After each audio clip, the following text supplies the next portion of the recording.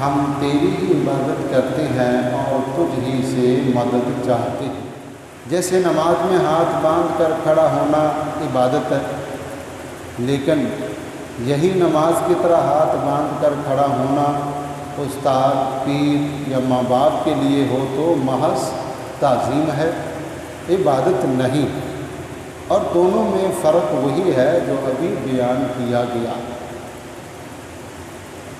آیت ایاک نعبد سے معلوم ہونے والی اہم باتیں، اس آیت میں جمع کے صیغے استعمال ہوئے ہیں، جیسے ہم تیری ہی عبادت کرتے ہیں۔ نعبد یہ جمع کا صیغہ ہے، جمع متکلم کہلاتا ہے۔ حالانکہ جب فاتحہ بندہ پڑھتا ہے تو پڑھنے والوں تو ایک ہوتا ہے، جب پڑھتا ہے تو وہ کلام کرنے والا ایک ہی ہوتا ہے، لیکن جمع کا لفظ ہے ہم تیری ہی عبادت کرتے ہیں۔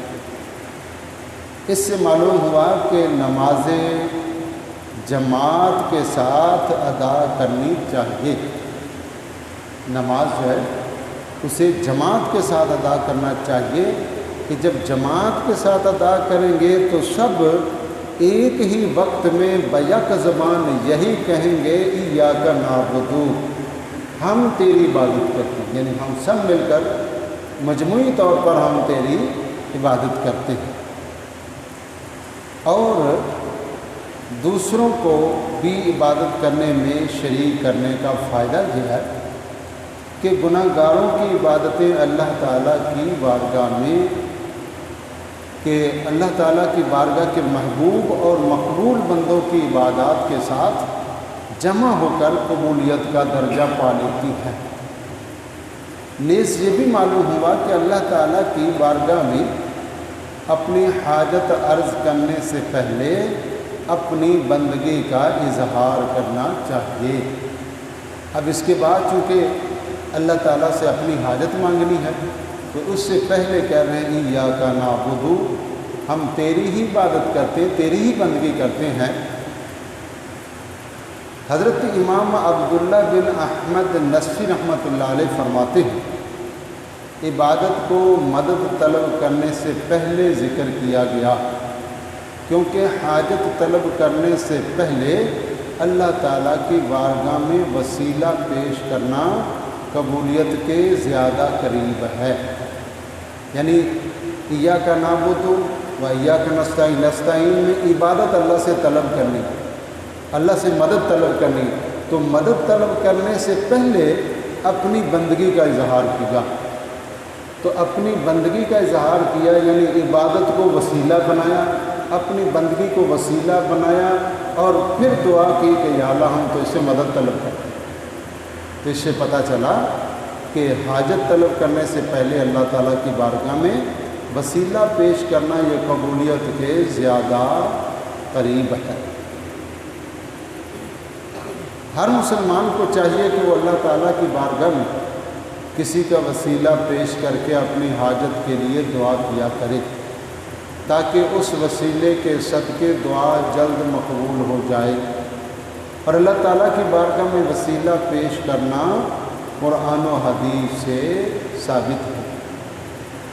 چنانچہ وسیلے کے بارے میں اللہ تعالیٰ کا ارشاد ہے یا ایھا الذین آمنوا اتقوا اللہ، اے ایمان والو اللہ سے ڈرو، وابتغوا الیہ الوسیلہ، اور اس کی طرف وسیلہ ڈھونڈو۔ اور سننے ابن ماجہ میں ہے کہ ایک نابینا صحابی بارگاہ رسالت صلی اللہ علیہ وآلہ وسلم میں حاضر ہوا، دعا کے طالب ہوئے، تو آقا علیہ السلام نے انہیں اس طرح دعا مانگنے کا حکم دیا، اللہم انی اسألک، اے اللہ میں تجھ سے سوال کرتا ہوں، واتوجہ الیک، اور میں تیری طرف متوجہ ہوتا ہوں، بمحمد صلی اللہ علیہ وسلم، محمد صلی اللہ علیہ وآلہ وسلم کے وسیلے سے، نبی رحمہ جو نبی رحمت ہیں، یا محمد، اے محمد صلی اللہ علیہ وسلم، انی قد توجہت بکا، کہ بے شک میں متوجہ ہوا ہوں آپ کے ذریعے، آپ کو وسیلہ بنا کر، الی ربی، اپنے رب کی طرف، فی حاجتی ہذہ، اپنی اس حاجت میں لتقضا تاکہ تو میری حاجت قبول فرما لے۔ اللہم فشفعہ فی، اے اللہ تو میرے لیے حضور علیہ السلام کی شفاعت قبول فرما۔ یہ ابن ماجہ کتاب الصلاۃ سیاستہ کی یہ کتاب ہے، اس میں آقا علیہ السلام نے خود وسیلے سے دعا مانگنے کا حکم ارشاد فرمایا۔ تو پتہ چلا کہ جو دعا وسیلے سے مانگی جائے وہ قبولیت کے زیادہ قریب ہے، یعنی جلدی دعا قبول ہوتی ہے۔ تو دوستو اسی وجہ سے اللہ تبارک و تعالیٰ نے ہمیں دعا کرنے کا سلیقہ اور طریقہ اس انداز سے بتایا کہ فرمایا یوں کہو ایاک نعبد، اے اللہ ہم تیری ہی عبادت کرتے ہیں، یعنی اپنی بندگی کا اظہار پہلے کرو، اس کو وسیلہ بناؤ اور پھر کہو وَإِيَّاكَ نَسْتَعِينُ، اور ہم تجھ ہی سے ہی مدد چاہتے ہیں، مدد طلب کرتے ہیں۔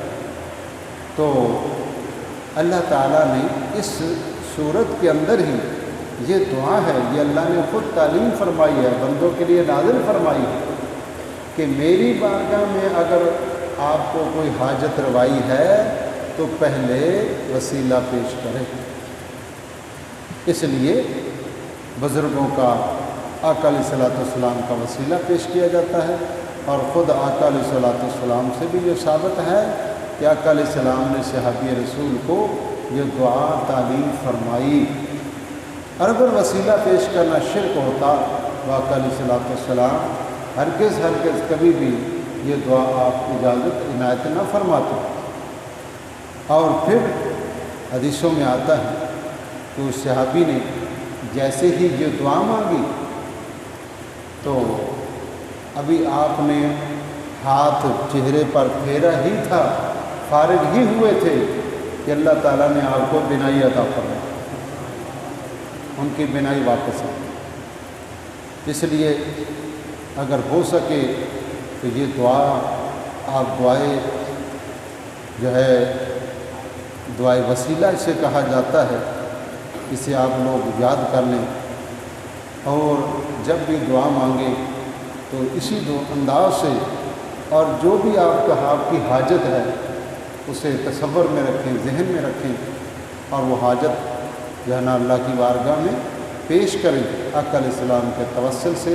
انشاءاللہ جو ہے وہ اللہ تعالیٰ ضرور سے قبول فرمائے گا۔ مزید تفصیل انشاءاللہ ایاک نستعین پر انشاءاللہ عز و جل اگلی اتوار کو جو ہے اس پر گفتگو کریں گے۔ آج ایاک نعبد پر گفتگو ہوئی۔ اللہ تبارک و تعالیٰ سے دعا ہے کہ اللہ تعالیٰ ہم سب کو عمل کرنے کی توفیق عطا فرمائے۔ آمین۔ وآخر دعوانا ان الحمد للہ رب العالمین۔